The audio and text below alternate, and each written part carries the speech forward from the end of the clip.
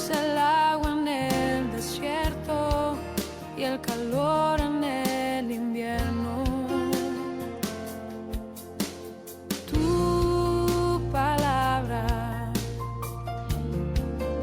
es la voz que me habla en la mañana. Es mi consejo cada día y en las pruebas quien me guía. Podría estar perdido como un náufrago en el mar y aún perderlo todo hasta el aliento. Podría estar hambriento como un niño sin hogar, pero yo sé que tu palabra siempre a mí me sostendrá.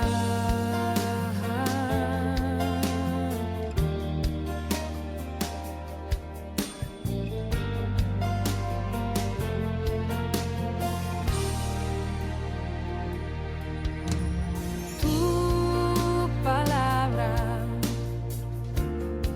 es como dulce miel para mis labios. Es la perfecta melodía que me deleita cada día. Tu palabra es mi refugio en medio de las pruebas. En la tristeza es mi alegría y en soledad mi compañía. Podría estar perdido como un náufrago en el mar y aún perderlo todo hasta el aliento. Podría estar hambriento como un niño sin hogar, pero yo sé que tu palabra siempre a mí. Podría estar perdido como un náufrago en el mar y aún perderlo todo hasta el aliento. Podría estar hambriento como un niño sin hogar, pero yo sé que tu palabra siempre a mí. Pero yo sé que tu palabra siempre a mí. Pero yo sé que tu palabra siempre a mí me sostendrá.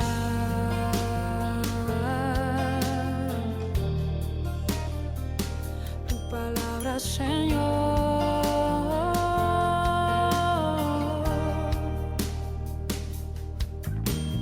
Tu palabra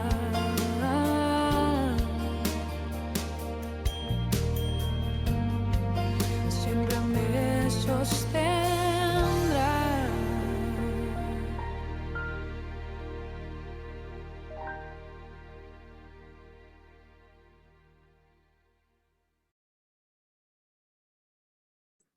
Shabbat Shalom, amados, que el Eterno le continúe bendiciendo grandemente.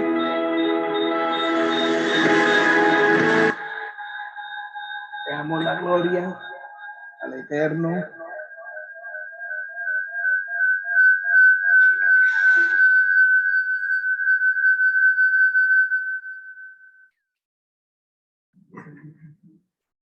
Damos la gloria, Padre Celestial, por la oportunidad que nos brinda de poder compartir con ustedes cada día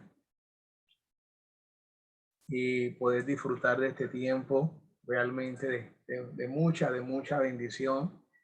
Shabbat Shalom a todos, que el Eterno les guarde, que el Eterno les bendiga, les fortalezca a cada momento y a cada instante para que realmente la bendición del Padre esté continuamente en nuestras vidas, nos esté guiando a su verdad, nos esté fortaleciendo y realmente siga de esa bendición tan grande que nos permite realmente conocer a todos.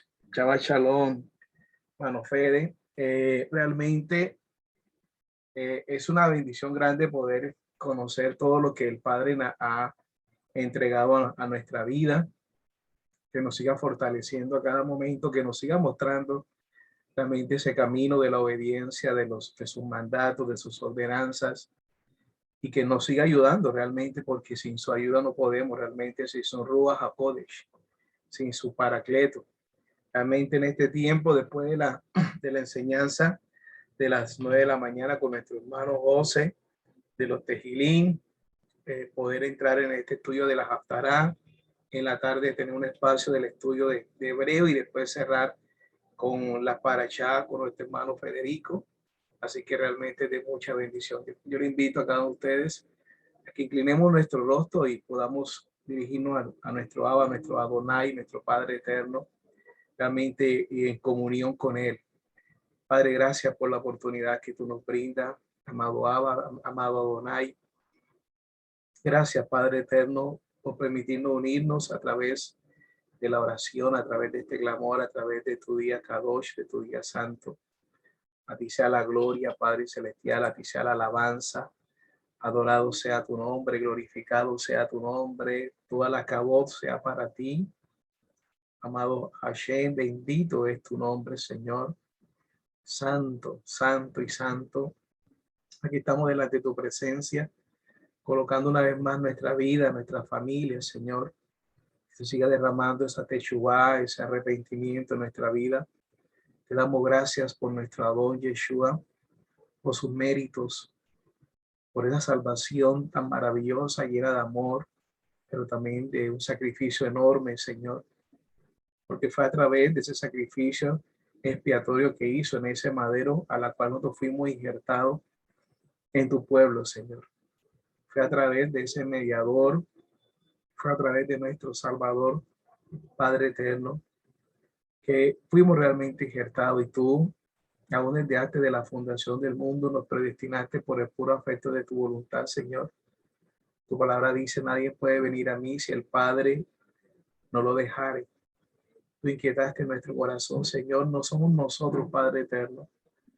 Fuiste tú que nos arrastraste, que nos llamaste con esos lazos de amor, Señor. Que nos mostraste ese camino, Señor, ese camino de tu verdad. Ayúdanos a ser obediente a tu palabra, Señor. Ayúdanos a ser obediente a tus mandatos, a tus mismos, Señor, a tus ordenanzas, a lo que tú estableces, Señor, en tu ordenanza, Padre celestial. Gracias, Señor, te damos por la oportunidad de poder conocer cada día más de tu Torá, de tus instrucciones santas. Colocamos en tus manos, Señor, este país. Colocamos en tus manos cada vida que se une en medio de esta enseñanza, que la va a escuchar.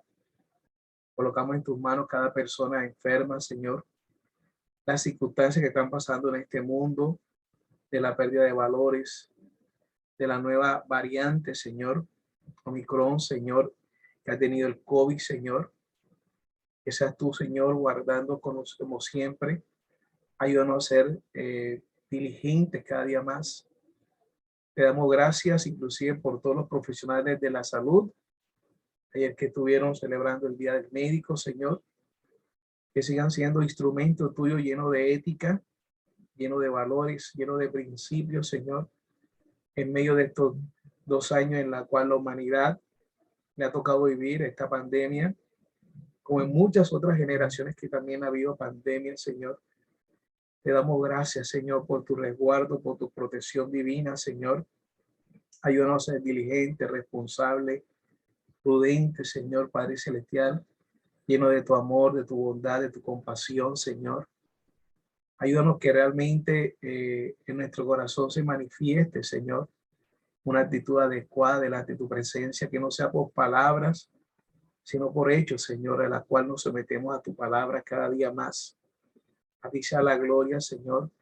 Gracias por las autoridades que tú has colocado en este país, por el presidente Iván Duque, su familia, por el equipo de ministros, por cada uno de los congresistas, independientemente de sus pensamientos políticos o colores.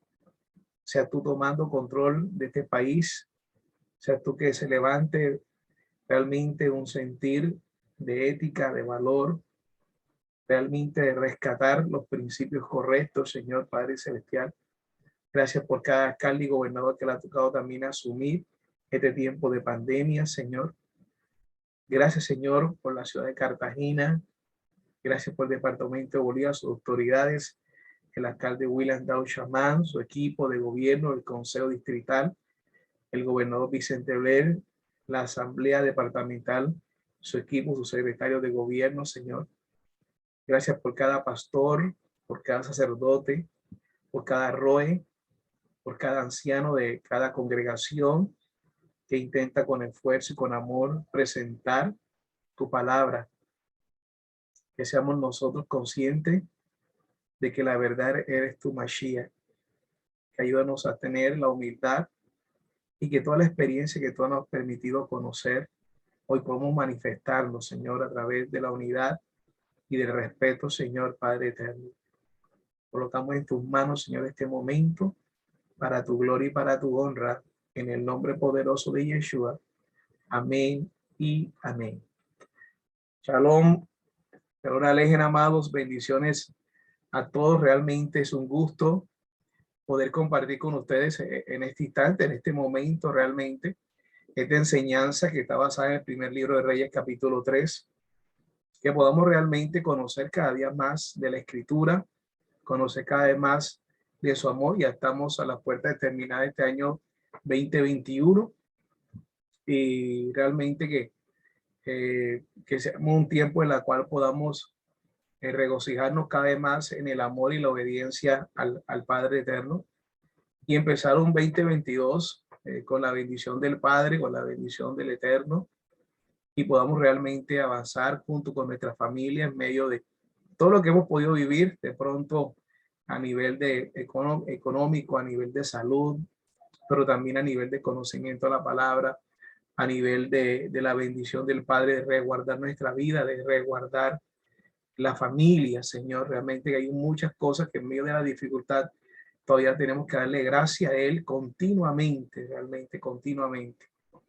Así que pienso que todos debemos estar agradecidos en este momento por lo que Él nos permite seguir conociendo y seguir lógicamente sopesando a la luz de la palabra y seguir viviendo como Quejilá, como congregación, el mandato que el Padre entregó como Quejilá realmente a nosotros y cada uno de ustedes como parte pilar de este gran proyecto, pero sobre todo sostenido con la roca que es nuestro Salvador realmente, Yeshua.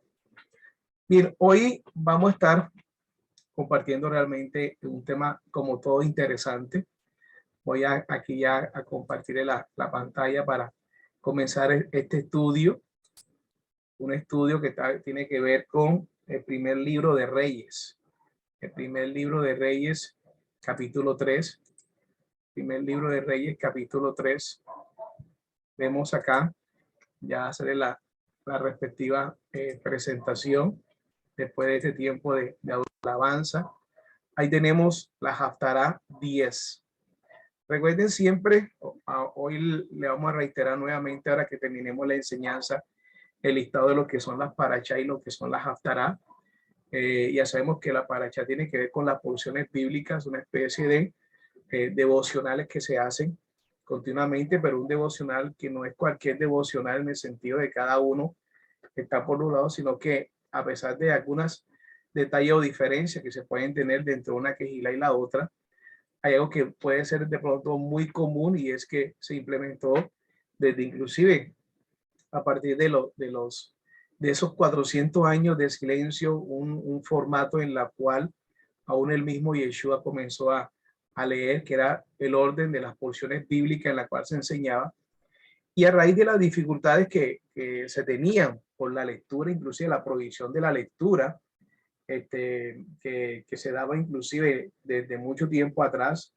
Usted sabe muy bien todo lo que sucedió en la época inclusive de lo que era Alejandro Magno, lo que sucedió inclusive en época de Antíoco, la provisión de la lectura misma de la palabra, de alguna manera, sobre todo de la Torá, la cimentada sobre la Torá, que son los 5 primeros libros que el Señor inspira a Moisés, que también se conoce en griego como el Pentateuco, y que a raíz de que ellos no dejar de leer, por lo menos las porciones de la Escritura, ellos comenzaron a leer lo que eran los escritos y los profetas. Esos son lo que es la Haftará, y eran directamente las conclusiones de esa misma porción bíblica o de esa misma parachá. Entonces comenzaron a leer, lógicamente, lo que eran los profetas y los escritos, que hoy en día se llaman Haftará o conclusiones, y que ya cuando se retomó nuevamente la lectura completa de la escritura, bueno, se mantuvo la lectura de lo que era la paracha y la lectura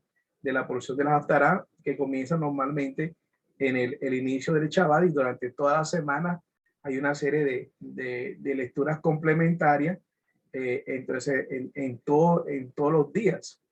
Eso nos da a entender más o menos lo que anteriormente la gente conocía como unos devocionales que se hacen diarios para que la palabra siga cimentándonos cada día más en nuestra vida.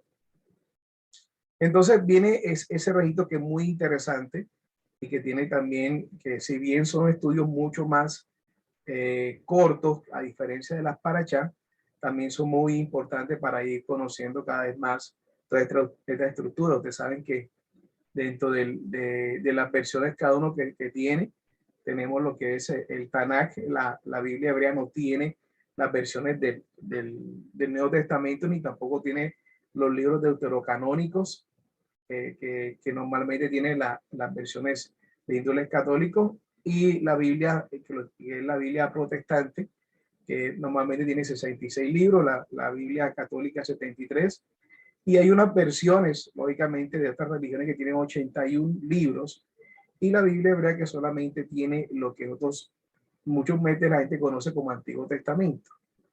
Entonces, de ahí tiene que basarse cada una de estas lecturas, que son muy interesantes, y hoy nos toca lo que es la Haftará, capítulo 10, basada en el primer libro de Reyes. Esa Haftará está ligada a la paracha que se llama Miketz, que significa al final o al término de. Ahí ustedes ven en la presentación, están viendo 3 formas de que pueden encontrar en cualquiera de los sitios de pronto de internet, cómo muchos lo expresan. Algunos lo expresan así, solamente con la Q y la E. Otros expresan normalmente cómo se pronunciaría en el español con la Q y la U, y otros lo relacionan con una K. ¿Okay? Si ustedes están lógicamente viendo, tenemos las 3 letras del alefato hebreo, que es la Men, que inclusive tiene que ver alguno que es la Kof y la Sadisofit. ¿Okay? La Men equivale a la M, tiene abajo un Hirik, que es el punto diacrítico, que equivale a un sonido de la I, y lo que es la Kof, que es la segunda, que ustedes ven aquí, la segunda letra de derecha a izquierda. Recuerdan que el hebreo se lee de derecha a izquierda.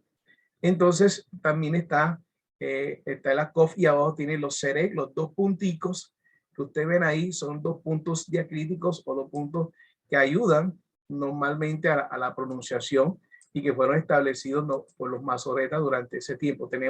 Se lee de aquí hacia allá, ahí se le estoy señalando. ¿Ok? Este primero equivale a una M, o sea, este equivale a una M para nosotros. Este realmente equivale a una Q. Por eso algunos utilizan Q o utilizan una K. Y lo que es la Sadisofit, que es una TZ o TS, que algunos lo utilizan, TZ o TS, y va de derecha a izquierda. Pero abajo tiene los sonidos vocálicos, que es el puntico, que es I, que es la I en este caso, en los 12, que es el Sere, que es el sonido de la E, y ahí se nota ustedes que leen Miketz, que significa al final o al término de, al final o al término de.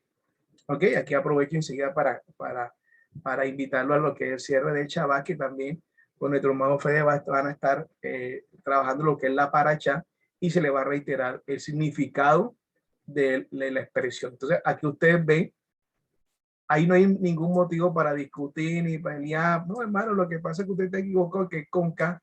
No, hermano, que está equivocado, que es con Q solamente. Hermano, está equivocado, que es con Q y con U. Es el sonido que se trata de transliterar al español y significa al final o al término de, que es muy importante que podamos conocerlo en este contexto. ¿Okay? O sea, ahí lo están viendo, la importancia de uno poder conocer cada vez más de este hermoso idioma. Bien, leemos la hermosa palabra del Eterno en el nombre poderoso de Yeshua. En el primer libro de Reyes, capítulo 3, del 1 al 5, en la Biblia textual, tercera edición, Biblia textual. O sea, ustedes, si hay una persona distinta, puede buscar cualquier Biblia, ¿no? Cualquier versión bíblica, eso no hay ningún inconveniente. Dice esta versión: Salomón emparentó con Faraón, rey de Egipto, al tomar por mujer a la hija de Faraón, y la trajo a la ciudad de David hasta que terminó de edificar su propia casa y la casa de Yudhed Badhei de Adonai y el muro alrededor de Jerusalén. Solo que el pueblo ofrecía sacrificio en los lugares altos, porque en aquellos tiempos aún no había sido edificada casa al nombre de Yudhed Badhei de Adonai. Y Salomón amaba a Adonai y andaba en los caminos de su padre David, pero brindaba su sacrificio y ofrenda en los lugares altos. Y el rey iba a Gabaón para ofrecer allí sacrificio por ser el lugar alto más importante. Salomón llegó a ofrecer 1000 holocaustos sobre aquel altar, y en Gabaón se apareció Adonai a Salomón en el sueño de la noche y le dijo: Elohim, pide lo que quieras que yo te dé. Y le dijo Elohim a Salomón: pide lo que quieras que yo te daré. Amén. Padre, gracias por tu palabra. Colocamos en tus manos la disposición que debe haber en mi corazón y en mis hermanos, Señor, para poder exponer tu palabra. Ayúdanos, Señor, a través de tu Santo Espíritu, Señor, a poder exponerla basado prácticamente en tus ordenanzas, en tus instrucciones, en lo que tú has establecido para nosotros. Te damos gracias, Padre eterno, en el nombre poderoso de Yeshua. Amén y amén. Entonces, empezamos con un análisis sencillo que tiene que ver inclusive con lo que vamos a estar aprendiendo ahora hoy en la tarde sobre lo que es Bereshit en el capítulo 41 hasta el 44, que es directamente la paracha, y es 2 años de días. Dice: al principio de nuestra porción de la Torá leemos: aconteció que pasado 2 años tuvo Faraón un sueño. Así aparece lógicamente en algunas versiones Bereshit. Y hay una ligera diferencia cuando lo leemos en hebreo, que es Miket Shanatain Yamin. Ahí la ven en la expresión. Al final dice 2 años de días. Al final de 2 años de días. La palabra Yamin, días, que no aparece en ninguna traducción. Realmente las traducciones hablan solo de 2 años. 2 años enteros en algunas traducciones. Mientras que en el texto original habla de 2 años de días. Porque el texto hebreo aquí transmite una verdad muy profunda. Para José, estos 2 años en la cárcel consistieron en muchos días solo, días llenos de angustia, dolor, nueva esperanza y nuevas decepciones. Cada día tenía que elegir confiar en Dios. Es decir, esa expresión 2 años de día es como si José estuviera contando cada día. Anhelaba para poder salir de ese lugar. O sea, cada día determinaba poder colocar en las manos del Eterno, de nuestro Señor, para poder fortalecerse en medio de la cárcel. El apóstol Pablo Rab Shaul dice: todos los días muero. Todos los días muero. Todos los días tenemos que buscar directamente del Eterno. Tenemos que buscar del Señor. Tenemos que buscar de Jesús, de Yeshua. Sin importar en los estados decepcionados que estuviese, la palabra día nos asegura que Dios, Elohim, vio cada día del encarcelamiento de José. Él conoció el dolor y la angustia de cada uno de esos días. La belleza y la profundidad del hebreo hace que este mensaje sea más claro. Nuestra vida está medida por años, meses o semanas. Sin embargo, esos años, meses o semanas consisten en días llenos de desafíos y elecciones. Cada día trae su propio afán de esperanza y decepción, y Dios ve y conoce cada uno de esos días. Esta porción, este párrafo, fue tomado, ahí lo encuentran, una de las instituciones que yo estudié, que se llama el Instituto Bíblico de Israel, que tiene alianza con la Universidad Hebrea de Jerusalén. Ese es muy interesante, ese párrafo, porque la expresión también dice, la escritura dice, cada día trae su propio afán. Pablo dice, todos los días muero. Es decir, esos 2 años, que José lógicamente no sabe que va a ser 2 años, pero José vivía día tras día, en medio de la dificultad, en medio quizás de la angustia, la opresión, tratar de aferrarse al Eterno para poder lógicamente poder salir de esa circunstancia. Ahí nos da a entender que esos 2 años pasó desde el momento en el cual se dio el sueño, más que todo, se había dado unos sueños. Por eso es importante saber que no podemos de pronto relacionar el tiempo que José tuvo en la cárcel con este tiempo en ese instante. Es un análisis que se puede mirar y cuánto tiempo duró José en la cárcel o cuánto tiempo desde el momento aún de los sueños, inclusive de lo que era el copero, de lo que era el panadero y el sueño que también tuvo Faraón hasta el momento que José salió. Sería un análisis interesante que seguramente se hace dentro de la paracha. Entonces, el primer libro de Reyes, no hay un autor específico, aunque se le atribuye a Jeremías, probablemente en los años 560, 538 antes de Cristo, antes de Mashiach. El tema que puede haber en este libro es lecciones sobre la división del Reino Unido. Ustedes se dan cuenta que ya aquí en este año 560, vemos aquí el año 560 que dicen algunos probablemente fue escrito en un tiempo en la cual, cuando fue escrito, ya se había lógicamente dividido gran parte del reino. Ustedes saben que el reino de Israel, lo que fue el reino del norte, fue tomado por Asiria en el año 722. ¿Ya? Inclusive, y el reino del sur fue tomado en el año 586 por Babilonia. Ahí estaba Nabucodonosor II. Esto lógicamente antes de Cristo, antes de Mashiach. Eso quiere decir que de acuerdo al orden cronológico, como se trabajan los años, estos 2 acontecimientos sucedieron antes que se escribiera los libros de los reyes. Ustedes saben que los años van disminuyéndose y esto fue en el 560. O sea, ya inclusive estaban cautivos los 2 reinos, estaban cautivos. El reino de Judá, que es el reino del norte, que estaba absorbido lo que era la tribu de Benjamín con la de Judá, ya estaba posicionado en Babilonia viviendo la circunstancia de un cautiverio.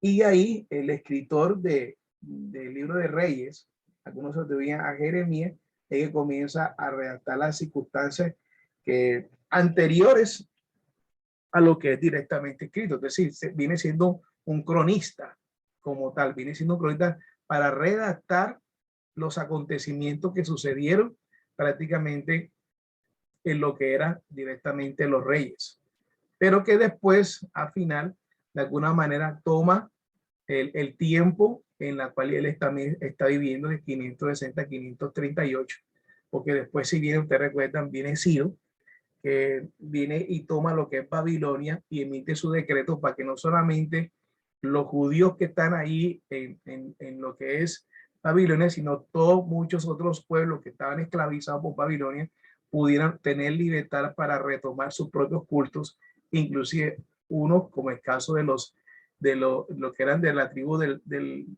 reino del sur, poder regresar a reconstruir primeramente el templo y después lo que fueron las murallas.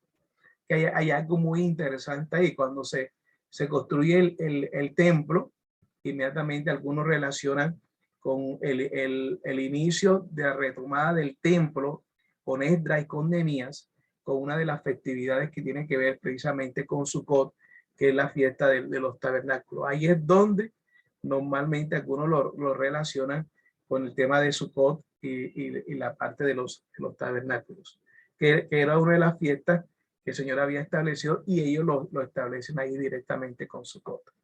Entonces vemos estos temas que son interesantes, que son históricos y que de alguna manera vamos poco a poco explicando de acuerdo al conocimiento que el Padre nos lleva a nosotros. Melejim, Aleph, estamos hablando acá, lo que es el tema del primer libro de Reyes, se menciona la expresión Aleph por ser el primer libro. Entonces, como en primero y segundo de Reyes, recuerden que no es primera y segunda, porque son libros. Primero y segundo de Reyes formaban originalmente un solo libro. A esta hora debe haber sido compilada algún tiempo después de la captura de Judá. Aquí lo vuelven a reiterar. O sea, fue compilado mucho tiempo después. Este año en que fue cautivo el reino del sur hacia Babilonia. Al parecer el libro es fruto de un solo autor, quien presenció la caída de Jerusalén, aunque no se sabe con exactitud quién lo escribió. Se le ofreció varias sugerencias. Algunos han mencionado a Esdras como su compilador, otros señalan a Isaías como editor. Entonces vemos aquí que hay dos aspectos interesantes. El hecho de que Esdras sea compilador no quiere decir que lo escribió, sino recogió la información de alguien que ya había escrito. Y Isaías, el editor, la revisión que hace Isaías para poder organizar directamente, seguramente, los manuscritos que tenía lógicamente Esdras, y que Esdras es quien se encarga de alguna manera de leer la ley del Eterno para la conmemoración de retomar nuevamente ese templo, ¿no? Entonces, compárese en segundo libro de Reyes 18, 19 a 20, con Isaías 36, 39. Cierto número de especialistas dice que el autor del primero y segundo Reyes era un profeta desconocido o un judío cautivo en Babilonia, alrededor del año 550. Como Josefo, Flavio Josefo, un prominente historiador judío del siglo I después de Cristo, después de Mashiach, atribuye reyes a los profetas. Muchos han abandonado la búsqueda del autor específico. Sin embargo, lo más probable es que el profeta Jeremías fuera el autor del primero y segundo libro de Reyes. La tradición judía temprana del Talmud lo afirma. ¿Okay? Aquí está la expresión de cuenta que hay dos, Talmud de Babilonia y Talmud de Jerusalén. Este famoso profeta predicó en Jerusalén antes y después de la caída de la ciudad, y el segundo de Reyes 24 aparece en Jeremías 39 de 49 al 52. O sea, el mismo texto prácticamente se reitera en el libro de Jeremías. Se reitera en el libro de Jeremías. Jeremías pudo haber redactado todo el texto, menos el contenido del último apéndice, que probablemente fue añadido por uno de sus discípulos. ¿Okay? Este es lo que tenemos. Ahí está la referencia bibliográfica, que es bueno recalcarla. Si no se recalca en la misma diapositiva, se tiene que colocar al final para manejar lo que es el derecho del autor, ¿no? Porque a veces tomamos unos pasajes y los colocamos en la diapositiva, pero tenemos que hacer la citación respectiva. Bien. Seguimos entonces, amados, en este estudio. El trasfondo, los acontecimientos registrados en el primer libro de Reyes, abarca un periodo aproximadamente de 120 años. El primer libro de los Reyes narra la turbulencia experiencia del pueblo de Elohim, de Dios, desde la muerte de David alrededor del año 971 antes de Cristo, antes de Mashiach, hasta Josafat, el cuarto rey del meridional reino de Judá, y Ocosías, el noveno monarca del norteño reino de Israel, alrededor del año 853 antes de Cristo. Esta fue una etapa difícil en la historia del pueblo de Elohim, de Dios, un tiempo de grandes cambios y sublevaciones. Hubo lucha en el interior y presiones desde el exterior. El resultado fue que el reino antes estable y regido por un líder enérgico se dividió en dos. ¿Okay? Se divide en dos después de Salomón. Recuerden que a raíz de Salomón, después de ahí se divide el reino, en el reino del norte con 10 tribus y el reino del sur con 2 tribus, y el reino del norte lo maneja Jeroboam y el reino del sur Roboam, que era hijo de Salomón. De ahí viene toda esa línea. El reino del norte cautivo por Asiria. Asiria fue una de las primeras, lógicamente, potencias, por decirlo así, a nivel mundial. Asiria después es vencida por Babilonia, en ese orden de ideas. después Babilonia por los medos, y los medos constituyen lo que son los medos persas, que viene en la época de Ciro y la época de Darío. Ahí vemos toda la trascendencia, inclusive que corrobora la misma historia, que corrobora la ciencia de todo lo que fue el reino asirio, el reino babilónico y el reino medo persa, que prácticamente es donde se levantan Ciro, Darío, y que le dan la guiado por el Señor para que salga el pueblo de Israel y vuelva nuevamente a construir, cumpliéndose el tiempo de los 70 años de cautiverio que había profetizado Jeremías. La fecha, aunque la fecha precisa que se escribieron el primer y segundo rey es incierta, se cree que su compilación concluyó a fines del siglo VI antes de Mashiach, antes de Cristo. El último acontecimiento recogido en segundo libro de Reyes es la liberación del rey Joaquín de Judá de su prisión en Babilonia. Como Joaquín fue hecho prisionero en el año 597 antes de Mashiach y liberado 37 años después, en el segundo libro de Reyes 25-27, entonces Reyes debe haber sido escrito antes del año 538, antes de Cristo, antes de Mashiach. De ahí que la fecha de composición del primer libro ya haya sido fijada entre los años 560 y 538, aunque los acontecimientos narrados en primer libro de Reyes tuvieron lugar unos 300 años antes. Ahí lo verificamos nuevamente. ¿Dieron cuenta? O sea, lo que está narrando el primer libro de Reyes son acontecimientos, narraciones que fueron 300 años antes de su época de compilación o su época en la cual fue escrito. Es decir, tenemos aquí a un cronista que está redactando los hechos, no un historiador. El historiador interpreta el hecho y el cronista lo que hace es redactar exactamente el hecho. En ese sentido, entonces el cronista que está ahí, el escriba, está redactando los acontecimientos que sucedieron 300 años antes del momento que la persona está escribiendo. Esto es algo que es muy importante. ¿Okay? Bien. Bien. El contenido, todo esto que nosotros siempre hacemos es muy importante transmitírselo a ustedes. ¿Por qué?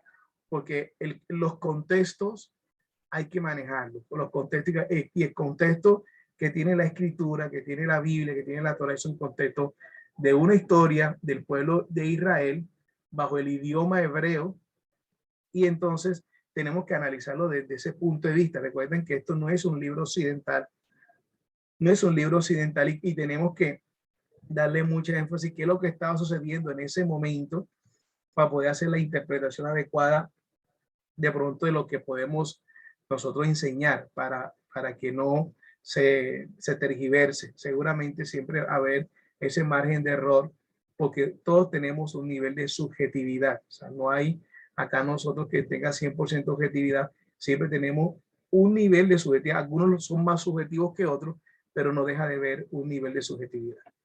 En el primer y segundo libro de Reyes eran originalmente un solo libro que constituía una especie de continuación del primer y segundo libro de Samuel. Los editores del Antiguo Testamento en griego, la Septuaginta o versión de los 70, dividieron la obra en 3 y 4 reinos. Y primero y segundo de Samuel eran 1 y 2 reinos. Así le llamaban, 1 y 2 reinos, 3 y 4 reinos. Es más, hay Biblia antiguas, yo recuerdo que tuve a mi mano una Biblia grandísima, bastante antigua, de una vecina, que ella se preguntaba por qué había primero, segundo, tercero y cuarto de reyes. Y resulta que era ahí compilado, porque la forma como se estableció al principio. Recuerden que la Septuaginta, en ese momento, que es la versión del griego, no tiene el Nuevo Testamento, el Brit Hadashah, porque eso no existía. El Nuevo Testamento viene a existir aproximadamente a ser compilado alrededor del siglo III, siglo IV. Comenzó un proceso en el siglo II después de Cristo, después de Mashiach, y más o menos en el siglo IV que se logra compilar ese nuevo canon del Nuevo Testamento. Es decir, que la escritura en la época de Mashiach, en la época de Yeshua, realmente llegaba hasta lo que nosotros denominamos en algunas otras personas el Antiguo Testamento o el Tanakh. Y muchos, y el Tanakh que se tenía en ese instante, que era la escritura hebrea, no tenía los libros deuterocanónicos. O sea, no tenía Barú, no tenía Eclesiástico, no tenía inclusive una versión de Daniel, no tenía los libros macabeos. Por eso entonces llegaba solamente, algunos inclusive lo utilizaban Nehemías, pero incluía Malaquías, porque era de acuerdo al orden cronológico o de los personajes y no a la forma como hoy en día nosotros quizás la tenemos. Entonces, eso también es importante uno poderlo interpretar. Lo demás de pronto eran libros, algunos históricos de acontecimientos que se dieron. Usted sabe muy bien que una de las razones por la cual las versiones protestantes no tuvieron los deuterocanónicos, porque se asume que eso fueron casi 400 años de silencio, desde Malaquía hasta Mateo, pero en esos 400 años existieron mucha historia interesante de las circunstancias que vivieron el pueblo, inclusive el pueblo hebreo, el pueblo que había regresado a la tierra, que fue el pueblo de Judá, porque usted sabe muy bien que el Efraín quedó completamente disperso y mezclado entre las naciones. Entonces, el pueblo, como todos vemos, en el lapso de esos 400 años, es la mayoría de los judíos que regresaron del reino del sur, que regresaron y que comenzaron lógicamente a partir de la época de Esdras a reconstruir todo este tema, pero igualmente siguieron nuevos reinos, siguieron lógicamente algunas luchas que afectaron muchas veces el desarrollo normal de todo lo que era el día a día del pueblo que había regresado, en este caso el pueblo de Judá, que se constituyeron en ese momento como Israel, pero sabemos que la gran mayoría era realmente el reino del sur. Estos libros retoman los acontecimientos históricos donde primero y segundo de Samuel los dejaron. Sin embargo, Reyes es algo más que una mera compilación de los acontecimientos políticos más importantes que ocurrieron en Israel y Judá. De hecho, no puede considerarse una historia tan detallada como era de esperarse. 400 años contenidos en solo 47 capítulos. 400 años contenidos. En lugar de ello, el autor selecciona y destaca los personajes y acontecimientos que poseen significación moral y religiosa. El primer y segundo libro de Reyes presentan a elegir a Dios como el Señor de la historia. Partiendo de la experiencia histórica, expone la obra y el propósito redentor de Elohim en la vida de los hijos de Israel. Demuestra la necesidad de obedecer el pacto de Dios. Que ahí está el tema a nosotros como parte de ese pueblo del Eterno que fue muy injertado a través de la obra expiatoria de Jesús, de la obra expiatoria de Yeshua. En ese madero, nosotros nos aferramos a ese momento. Eso nos debe a nosotros tener una gran satisfacción. Habíamos escuchado inclusive con nuestro hermano José la importancia de que fue a través, lógicamente, que él tiene misericordia de quien quiera tener misericordia. Quizá hoy comenzamos a buscar de pronto los abuelengos, le buscamos la genealogía, pero hay algo que nos puede dejar tranquilidad, el hecho de que el Señor en su bondad afectó nuestra vida, nos dio a conocer su palabra y reconocemos aquí a Yeshua, su mérito, a través de sus méritos fuimos salvos. Ahí somos injertados en un pueblo, en el pueblo del Eterno, el pueblo del Eterno. Ya después son cosas que cada quien puede buscar, pero esa es la primera satisfacción que nos debe tener, que ya somos parte de ese pueblo del Eterno. Y esa parte de ese pueblo del Eterno tiene que ser considerado del pueblo que entra en pacto. Y ese pacto está ligado lógicamente en qué? En los primeros 5 libros de Moisés en la Torá. Ahí está ese pacto, ahí está directamente lo que el Señor nos demanda a nosotros, que es la obediencia a lo que Él estableció en lo que son sus mandamientos. A eso nos identifica, ahí directamente como pueblo del Señor. Y seguramente habrá lógicamente una serie de diferencias, pero la mayoría debe estar centrándose en qué? En lo que dice la Torá, en lo que dice realmente la escritura en ese momento. Y fui muy injertado y Dios colocó el celo en nuestro corazón de obedecerle, de ser guiado. De ahí lógicamente se presentarán aspectos periféricos de alguna parte de diferencias, pero el gran sustento, la columna vertebral está en los primeros 5 libros, de los libros que Dios estableció para Moisés, que de ahí está el cimiento de todo lo demás. Y de ahí entonces Israel era juzgado por desobedecer lo que estaba escrito en la Torá. Recuerden que la Torá son los 5 libros. Sin embargo, hoy en día se generalizó como toda la escritura, o más que todo, toda la escritura de lo que es el Tanaj. Pero sabemos que el Tanaj es un acróstico en la cual abarca la Torah, abarca lo que son los Neví y los Ketubín, es decir, los primeros 5 libros que se conocen en el mundo normal como el Pentateuco, lo que son los escritos y lo que son lógicamente los profetas. Entonces, y la consecuencia de la desobediencia de qué? De lo que está escrito en la Torah. Ahí es donde el Señor de alguna manera apela lo que está en la Torah. De ahí que el primer y segundo libro no deban ser considerados como simples libros de historia, sino como textos teológicos que extraen lecciones de ellas. Ese es el concepto que da. Si bien tiene aspectos de cronología histórica, hay algunos aspectos teológicos que se enmarcan por el nivel de obediencia que debemos tener ahí. Entonces la obra continúa en el primero y segundo libro de Reyes, se divide naturalmente en 3 partes. El reino unificado bajo Salomón, que va desde el capítulo 1 al capítulo 11, el primer libro de Reyes. El reino dividido, que va desde el capítulo 12 hasta el segundo libro de Reyes, capítulo 17. Y finalmente, el segundo de Reyes, 18-25, que versa sobre el sobreviviente reino de Judá. Ahí es muy importante porque ellos son los que regresan. El Judá es que regresa. En ese momento regresa a lo que es Jerusalén. De ahí viene una serie de historias interesantes que lógicamente a su debido tiempo podemos interpretar y analizar. Y ellos son los que regresan, ellos son los que comienzan a establecerse, pero gran parte de Efraín queda disperso, la gran mayoría de Efraín quedaron dispersos entre las naciones, perdieron la identidad, y ese es por la cual viene Yeshua, en la cual viene a las ovejas perdidas de la casa de Israel, a rescatarlo para que regresen nuevamente a ¿dónde? Al pacto. Si ustedes se dan cuenta, no estamos hablando ni siquiera de religión, estamos hablando de un propósito que el Padre estableció y lleva de alguna manera un aspecto interesante, rescatar a aquellos que por promesa del Padre tienen lo de salvación.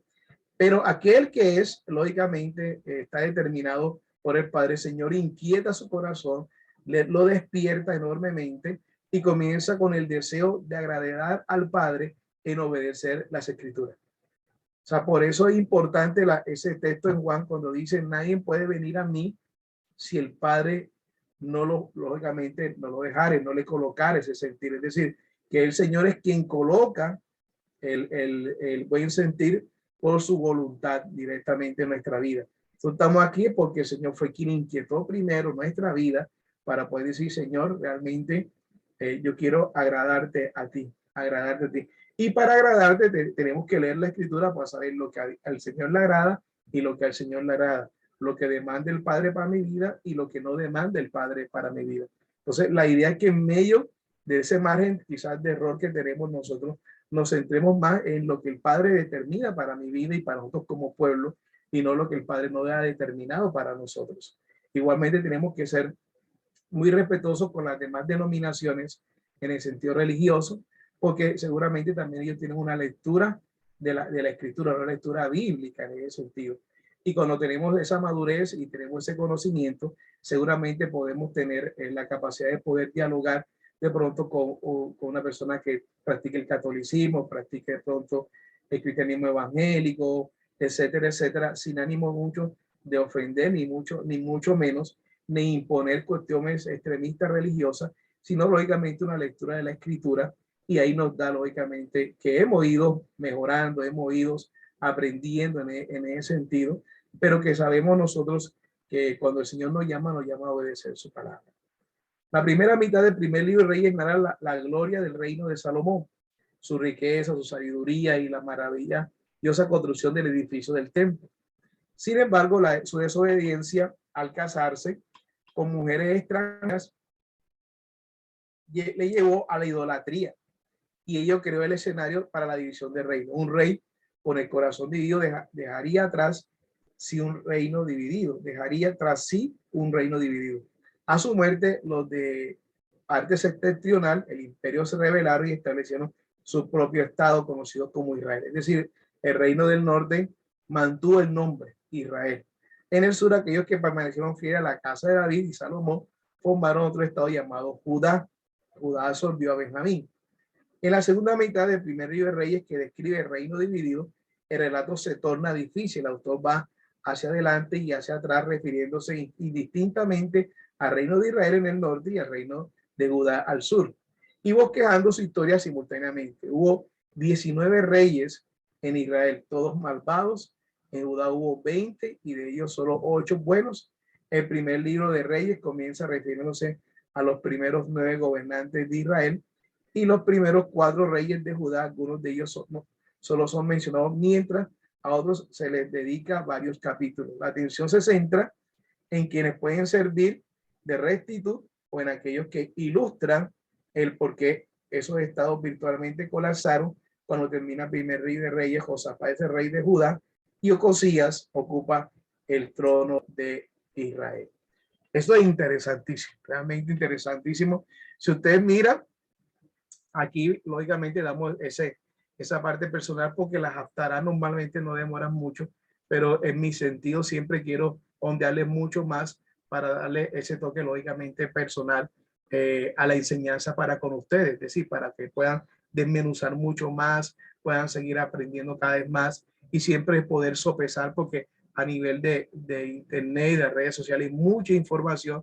Por eso siempre, inclusive desde el principio, cuando empezamos todo este proceso, le dimos normalmente alrededor de 10 estudios bíblicos para que ustedes tuvieran la herramienta de poderse enfrentar lo que les venía, porque al entrar con esto nos acercamos muchas veces a mucha información, pero la idea es poder haber establecido ya las primeras pautas para que saber hacia dónde podemos caminar, hacia dónde podemos seguir avanzando. Bueno, ya con este trasfondo extenso, amplio, ¿verdad? Nosotros de alguna manera vemos todo lo que está en el libro. O sea, ya sabemos más o menos quién de pronto quién posiblemente lo escribió, quién lo compiló, quién lo editó. Recuerda que son 3 aspectos diferentes. Y esto nos da a entender la importancia de la edición. La edición es la revisión que debe haber ante cualquier escrito. O sea, yo puedo decir cualquier cosa, pero si no hay un comité de edición, no hay un comité de investigación, lo que yo diga, aunque sea correcto, no tiene ningún aval ni científico ni literario, porque tiene que haber una revisión automática. Si al día de mañana alguno de ustedes quiere escribir un libro, seguramente aquella editorial, antes de darle todo el respaldo promocional, hace una revisión completa del libro y le hace algunas correcciones para que la editorial sea también quien respalde toda la serie de investigación del libro. Aunque la gente podría hasta sacar un libro por sí mismo, son sus propias ideas, pero le resta mucho peso porque no hay un comité editorial que lo esté respaldando. Todo esto es bueno siempre saberlo por todo lo que se mueve hoy en día, inclusive a nivel de las redes sociales. Entonces, el fin de los reyes de Israel y de Judá. En el grupo A tenemos lo que es todos estos periodos que son interesantes, lo que viene siendo, viene siendo realmente Judá, perdón, Israel, y acá lo que viene siendo Judá. Entonces vemos ahí los periodos en los cuales ellos se manifestaron hasta el 721. Ustedes se dan cuenta aquí este detalle muy interesante hasta aquí, porque aquí llega a Siria, ahí se lo estoy marcando, aquí llega a Siria y toma cautivo el reino del norte. Sin embargo, ustedes se dan cuenta que aquí continúa el reino del sur y continúa hasta el 586, porque hasta aquí llega a Babilonia y los lleva cautivo. Aquí está Daniel y sus amigos, etcétera, etcétera. ¿Ok? Aquí este cuadro es muy interesante porque nos da a entender inclusive la actitud que asumieron mucho y también el tiempo histórico en la cual cada uno de los reinados se manifestó. Aquí por lo menos entre Israel y Judá, gobernantes con fines malos 31, gobernantes con fines buenos 8, total 39. Vemos ahí toda la gran cantidad, el 79% de los reyes realmente hicieron lo malo delante de los ojos del Señor. Entonces vemos ahí la gran proporción de lo que había. Ahí tenemos la fuente de la captura de pantalla, de dónde sale esta imagen, para que también sepan que no fue una imagen que yo desarrollé, sino que hay una fuente, una referencia bibliográfica de dónde salió. Le reitero, si no la tienen en la misma diapositiva, la colocan al final también como referencia bibliográfica para respetar los derechos de autor. Eso siempre se ha hecho. Muchas veces yo lo colocaba al final, a pesar de que se podían tomar alguna estructura, y al final se colocaban para que la gente se diera cuenta, aunque muchos no se dan cuenta, de la bibliografía que se utilizaba. Bien, continuamos. Espero que esté muy interesante toda esta serie de recorridos que estamos haciendo. Entonces ya venimos a algo que es muy sencillo de alguna manera, y es el cuerpo de todo. Ya teniendo toda esta información, nos damos cuenta toda esta serie de aspectos importantes. Miren lo que ustedes ven acá, lo que están viendo. Aquí tenemos lo que es en la estructura. Para importante saber leer lo que son los mapas. El área bajo el control económico de Salomón en primer libro de Reyes, capítulo 4, el 24. Entonces está Tixá, Hamad, Cadná, Tadmor y Cades, de toda esta expresión. El territorio conquistado por David, miren todo este territorio como el rosadito, que es conquistado por David, y lo que es el reino de Saúl. Eso quiere decir que primero el gris, todo lo que tenía Saúl. David conquistó bastante territorio y Salomón extendió mucho más el reino. Entendió mucho más el reino directamente de lo que era Israel. Ahora bien, el mismo Señor le había dicho a Abraham los límites que iba a tener lógicamente esa tierra prometida. O sea, Dios le colocó los límites de dónde hasta dónde iba a estar lo que el Señor le iba lógicamente a entregar. Pero también le dio la promesa que su descendencia sería como las arenas del mar. Eso implica que si es como la arena del mar, este pequeño territorio de Israel no era lo que iba solamente a abarcar a todas las personas que de alguna manera iban a pertenecer a lo que es ese Israel bíblico, que es importante analizar. El Israel bíblico del Israel del Estado moderno de Israel, que son dos aspectos interesantes, ¿okay? Que la cual siempre no debemos perder de perspectiva. Igualmente, en ambos conceptos siempre tiene que haber todo lo que es el tema de respeto hacia todo lo que es la cultura israelí en este momento. Bien, entonces Salomón, dice acá en la escritura, Salomón se casa con la hija de Faraón. Primer libro de Reyes 1, del 1 al 2. Salomón emparentó con Faraón, rey de Egipto, al tomar por mujer a la hija de Faraón, y la trajo a la ciudad de David hasta que terminó de edificar su propia casa y la casa de Adonai y el muro alrededor de Jerusalén. Solo que el pueblo ofrecía sacrificios en los lugares altos, porque aquellos tiempos aún no había sido edificada casa al nombre de Adonai. Esta expresión es muy interesante, porque si esta expresión no existiera, esta expresión que tenemos acá, no existiera en el texto bíblico, la primera manifestación que podemos nosotros interpretar es que mantuvo adoraciones, lógicamente, de adoraciones paganas, porque cuando uno manejaba sacrificios en lugares altos, ¿no?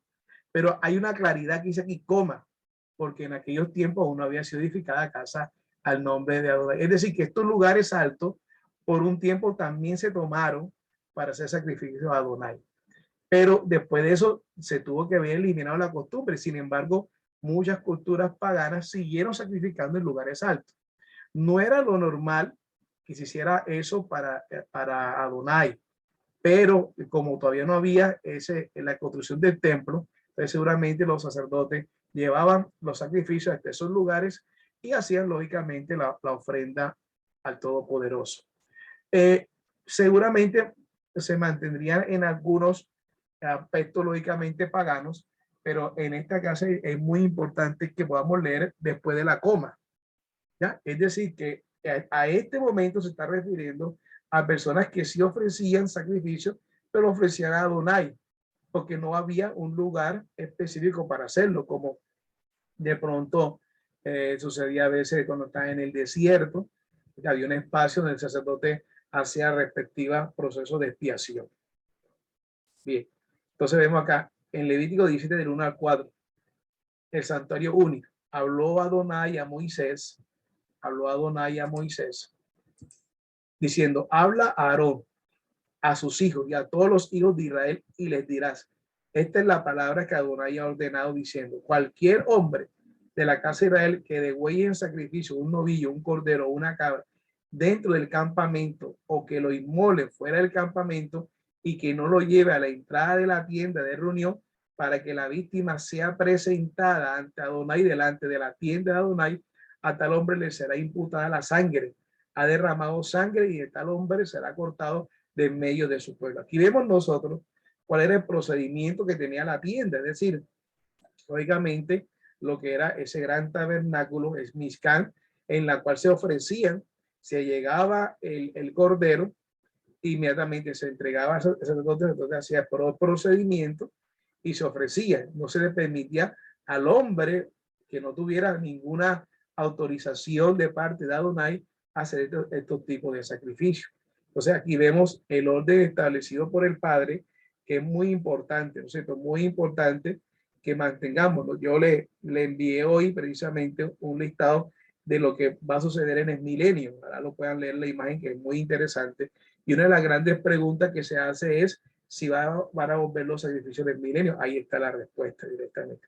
Hoy en día sabemos que no hay sacrificio porque nuestro sacrificio efectivo, maravilloso, hermoso, que hizo Jesús y Yeshua en ese madero. Pero usted lee en Ezequiel y Ezequiel está hablando unos capítulos de Ezequiel de lo que va a suceder en la restauración de todas las cosas. Y sería muy importante que pudieran leer esas imágenes, aunque no es tema de hoy, simplemente se lo invito a que puedan leerlo y lógicamente analizarlo, ¿okay? Analizarlo desde el punto de vista crítico. Primer libro de Samuel 9, del 11 al 13 dice, subiendo ellos por la cuesta de la ciudad, hallaron unas jóvenes que salían por agua, a las cuales dijeron, ¿está por aquí el vidente? Y ellas respondieron diciendo, sí, él allí delante de ti. Ahora apresúrate pues precisamente a venir a la ciudad porque el pueblo tiene hoy un sacrificio en el lugar alto. Al entrar en la ciudad, búscalo antes que suba al lugar alto a comer, pues el pueblo no comerá hasta que él haya llegado, por cuanto él es que bendice el sacrificio y después comen los invitados.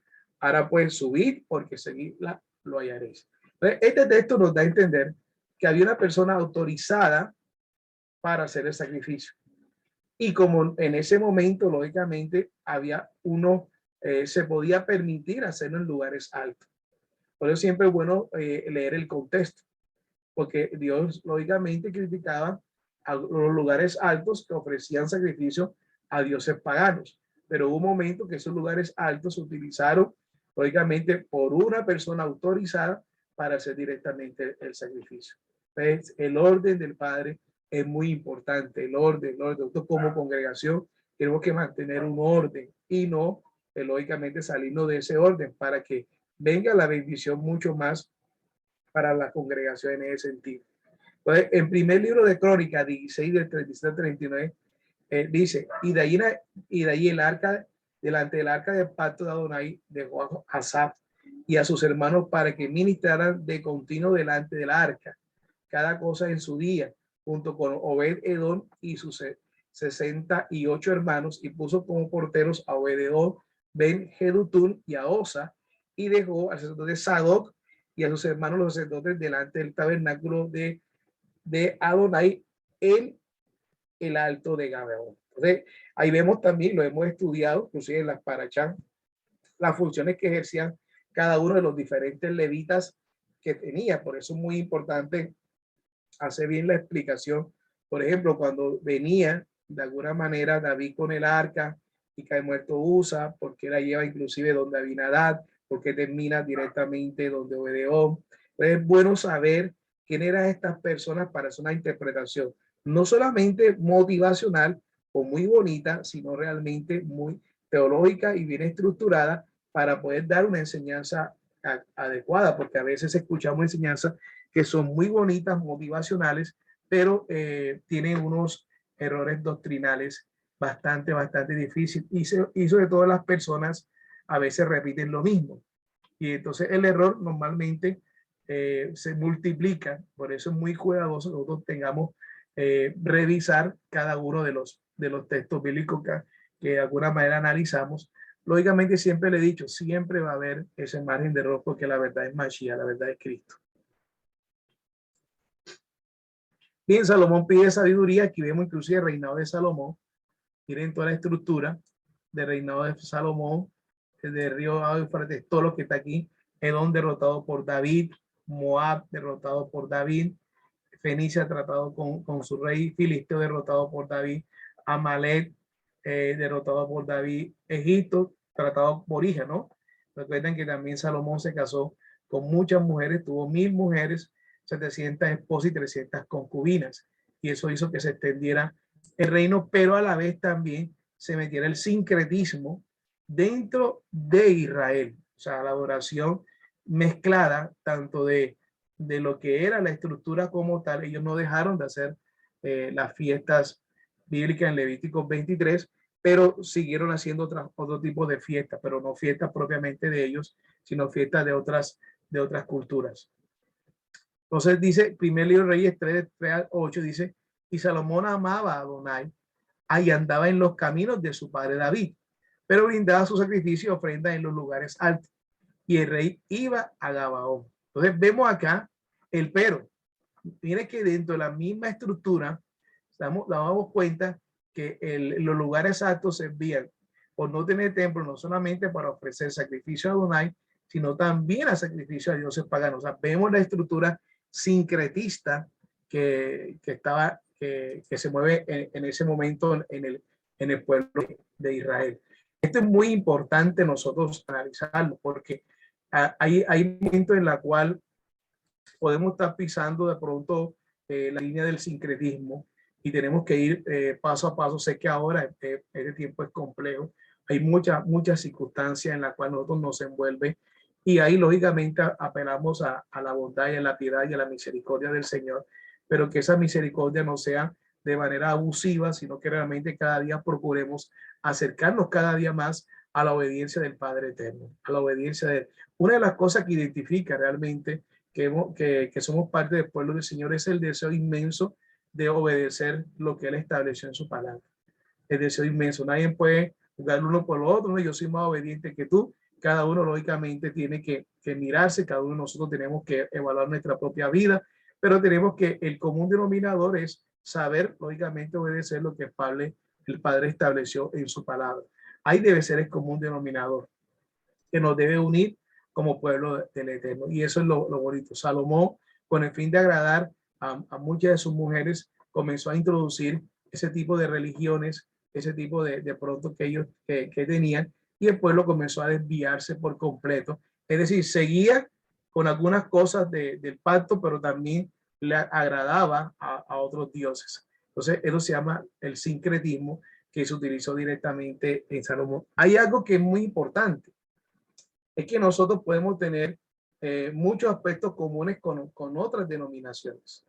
Sin paso, la intención no es tener aspectos comunes, la intención es que a raíz de la obediencia de la Escritura, en algunos momentos sin ninguna intención coincidamos con alguna denominación o inclusive con expresiones que digan cualquier otra persona de cualquier otra denominación porque uno considera que eso es verdad y eso es adecuado. Recuerden que esto es importante, son las ideas, porque a veces, ¿qué sucede? Y sucede muchas veces, cuando el texto bíblico, yo estoy de acuerdo con el texto bíblico, le doy me gusta, pero cuando el texto bíblico yo manejo otra cosa, no le doy me gusta. Me gusta que uno tiene que darle me gusta a todo lo que es la Biblia, independientemente que confronte o no confronte, porque es la Biblia como tal. Yo no puedo utilizar la verdad, me agrada cuando tengo una iluminación maravillosa y la rechazo cuando confronta mi condición. O sea, uno no logra entender de ese sentido. Todo lo que sea la escritura, confrónteme o no me confronte, confirme o no confirme, para mí debe ser un deleite en todo el sentido de la palabra, porque es la palabra del Eterno. Sin embargo, nosotros vemos hoy en día que la gente normalmente busca son las palabras que reafirman su propia creencia o que de alguna manera le dan una promesa de prosperidad, etcétera. Pero cuando hay la escritura que confronta lo que uno está creyendo, a veces la rechazamos. Nosotros tenemos que tener la actitud dispuesta para poder leer la escritura, cualquier texto bíblico, y preguntarle al Señor si esa es la voluntad que el Padre tiene. Porque si no, recuerden la expresión que le mandé el sesgo de confirmación. Y el sesgo de confirmación es un error que tenemos a atender nosotros, todos nosotros, porque solamente buscamos los textos o los comentarios que son favorables a mí. Recuerden que en estos días inclusive les mandé algo sobre cómo buscar realmente confrontar las referencias bibliográficas. Yo tengo que buscar referencias bibliográficas que confronten y que reafirmen y analizarlas y ponerlas a hablar. O si no, mi análisis, mi estructura analítica es coartada.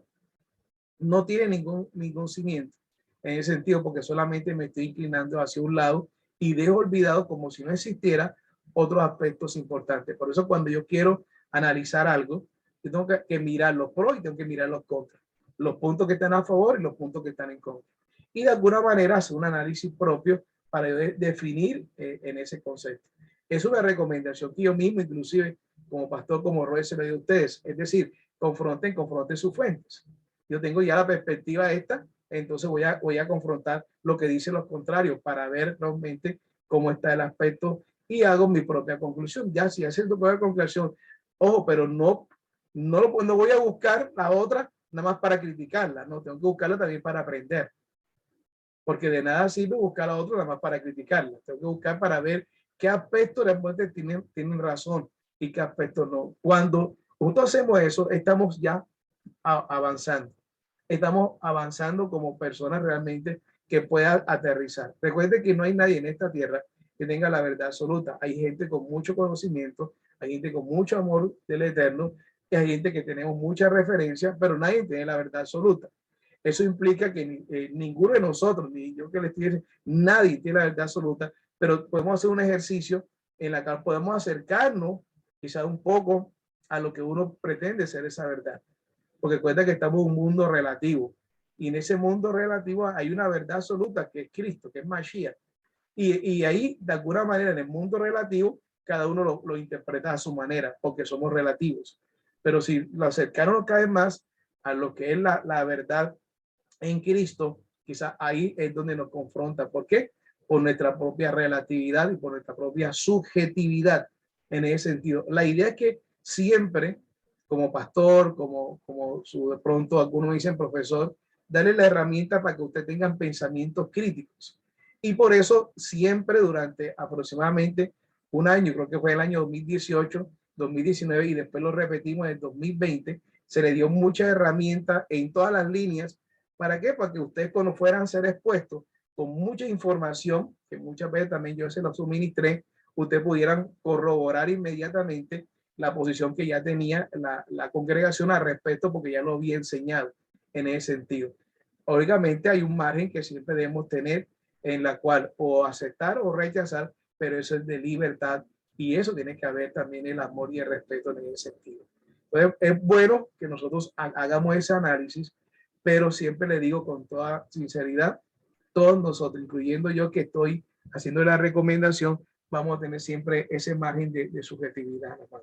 Y nosotros nunca debemos imponer el concepto, ni creer de que somos los que sabemos más, ni lo que sabemos menos, ni lo que tenemos mayor fe, ni lo que tenemos mayor convicción, sino saber que eso fue lo que el Señor inquietó en mi vida y con eso tengo por seguro que usted va a ser respetado, va a ser amado. ¿Por qué? Porque usted no está imponiendo su concepto, pero está dando unas pautas en las cuales podemos tener diferentes perspectivas, pero perspectivas por otras congregaciones. La idea es que cada una de las congregaciones pueda manejar su propia unidad. Mira lo que sigue diciendo. Para ofrecer sacrificio o ser el lugar más alto, más importante. Salomón llegó a ofrecer 1000 holocaustos sobre aquel altar.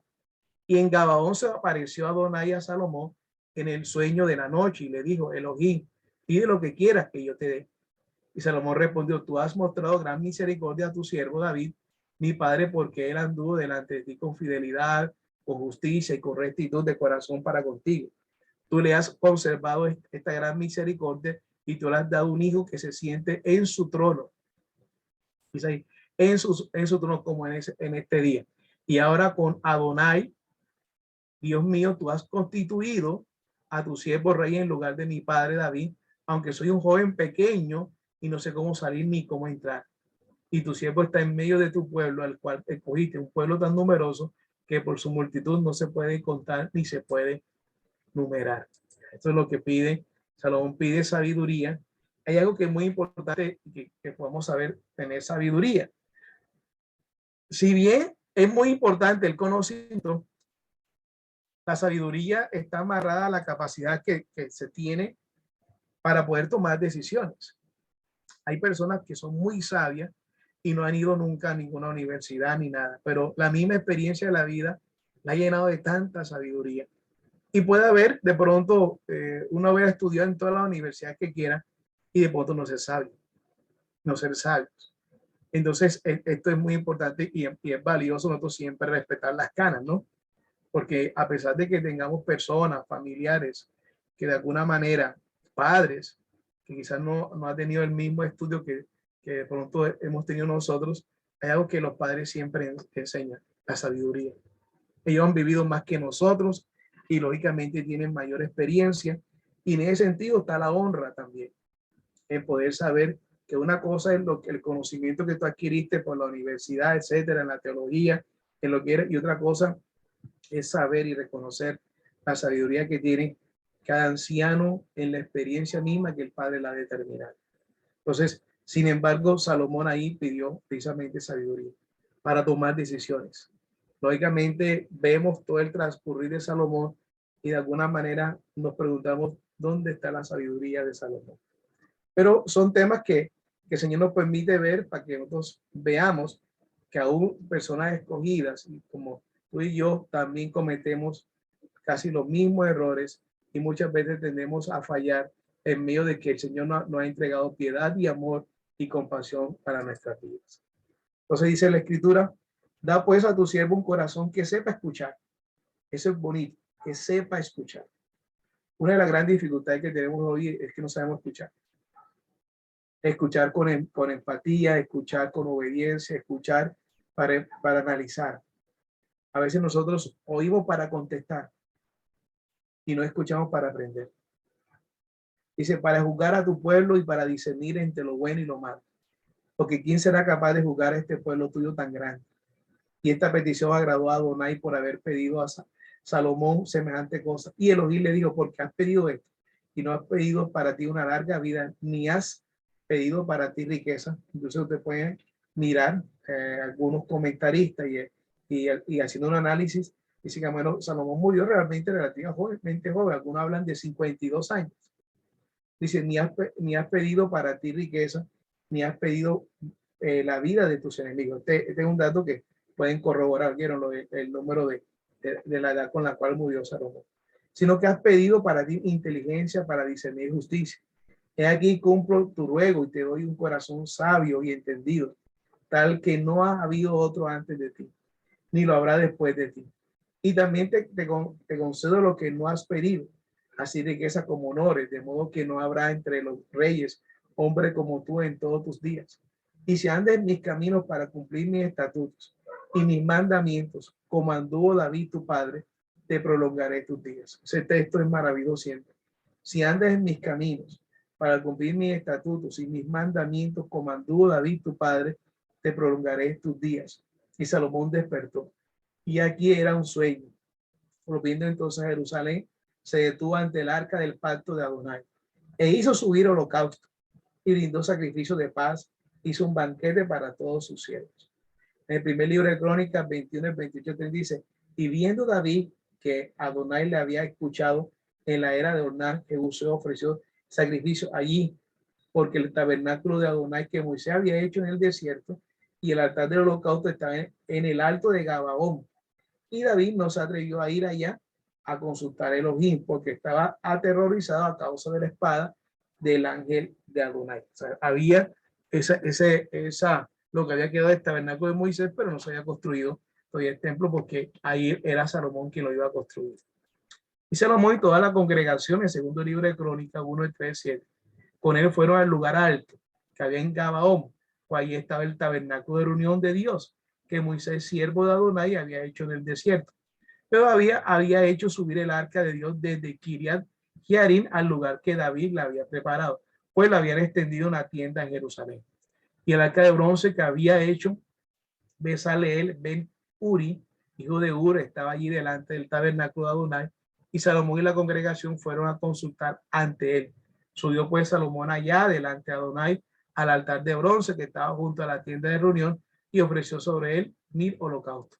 Aquella noche Elohim se apareció a Salomón, le dijo, pide lo que quieras que yo te dé. Entonces aquí vemos que ese lugar alto donde normalmente acostumbrado tiene que ser Gabaón, porque estaba ahí el tabernáculo de reunión. Mientras que lógicamente se construyera todo el templo, porque no había templo construido, para ya lógicamente hacer todos los sacrificios guiados por el sacerdote nombrado en ese momento para todo el tema de la expiación, que es algo muy interesante. Lógicamente hoy no hay templo y tampoco hay sacrificio, porque el sacrificio expiatorio perfecto lo hizo nuestro Adón, nuestro Señor Jesús Yeshua. Y voy cerrando ya, sabio juicio de Salomón, vemos en esa parte. Dice, 2 mujeres prostitutas. Aquí hay un tema interesante sobre la discusión de la profesión que voy a tener estas mujeres, porque ahí menciona que eran prostitutas, vinieron a él y se pusieron de pie delante de él. Y dijo una de las mujeres, ay Señor mío, esta mujer y yo habitamos en la misma casa. Y le di a luz mientras estaba con ella en la casa. Y sucedió que 3 días después de mi parto, esta mujer también dio a luz. Nosotros estábamos juntas y ningún extraño estaba con nosotros en la casa. Solo nosotras 2 estaban en la casa. Y el hijo de esta mujer murió durante la noche, porque ella se durmió sobre él. Levantándose a medianoche, tomó a mi hijo, está narrando la verdadera madre, tomó a mi hijo de junto a mí, pues tu servidora estaba dormida, y lo hizo recostar en su regazo. En tanto que a su hijo muerto le recostó en mi seno. Cuando me levanté por la mañana para amamantar a mi hijo, aquí estaba muerto. Pero por la mañana lo observé bien y aquí no era mi hijo, el que yo había parido. Pero la otra mujer replicó, no, sino que mi hijo es el vivo y tu hijo el muerto. Y la otra volvió a decir, no, tu hijo es el muerto y mi hijo el vivo. Y diputaban muchísimos delante del rey. Entonces dijo el rey, esta dice, mi hijo es el que vive y tu hijo es el muerto. Y la otra dice, no, sino que tu hijo es el muerto y mi hijo el vivo. Entonces, hasta ese momento está la situación compleja, porque no hay ninguna prueba, es la palabra de la una con la otra. Pero sin embargo, seguramente Salomón con la sabiduría o los presentes en su mente pueden estar conjeturando quién es la verdadera mamá y quién no, ¿no? Porque de pronto a veces uno, cuando está escuchando a la persona o a las personas, se puede equivocar o puede acertar y le da una impresión por la forma como mueve los ojos, por la forma como habla, por la forma de las gesticulaciones. Y seguramente Salomón hasta ese instante podía de pronto haber discernido quién era la verdadera mamá y quién no. Pero lógicamente había que hacer una prueba delante de los que estaban ahí presentes como testigos o como de pronto como jueces, para que hubiera una evidencia como tal. Porque quizás Salomón dice, no, la mamá es fulanita de tal. Pero, no queda como una prueba en ese sentido, en el juicio, en ese momento. Entonces, y el rey dijo, traemos una espada. Cuando trajeron la espada ante el rey, dispuso el rey, partí el niño vivo en 2 y dar la mitad a la una y la otra mitad a la otra. Pero entonces la mujer de quien era el hijo vivo habló al rey, porque sus entrañas se conmovieron por su hija. Y exclamó, ay, Señor mío, dad a esta el niño vivo, pero no lo hagas morir. Pero la otra dijo, no sea ni para mí ni para ti partirlo. Es decir, ya esa es la prueba, no solamente para Salomón, para reafirmar lo que en alguna manera él podía ya intuir o discernir, sino para los que estaban presentes. Ya con esa prueba, todos los demás presentes decían, está claritico quién es la mamá y quién no es la mamá. O sea, había que mostrar, lógicamente, en ese juicio o en ese momento, en ese espacio, para los presentes, fácilmente, porque voy a quedar un manto de duda si Salomón no practica esto que está diciendo, porque no hay una prueba, como supiste, era la palabra de la una con la palabra de la otra, pero ya en este momento, creo que los que estaban presentes ya ahí también acertaron y supieron quién era la mamá y quién no lo era. Entonces el rey, tomando la palabra, dijo, darle a aquella, el rey niño, y no lo matéis, ella es su madre.